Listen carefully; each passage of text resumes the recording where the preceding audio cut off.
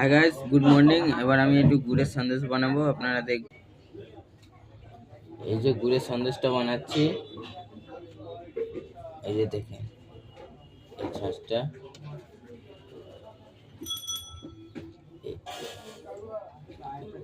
গুড়ের সন্দেশটাকে নিয়ে ছাঁচে দিয়ে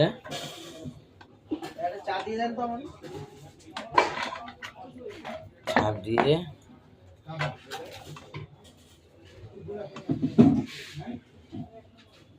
দেখেন এই যে ছাঁচটা, এই ছাঁচে দেখেন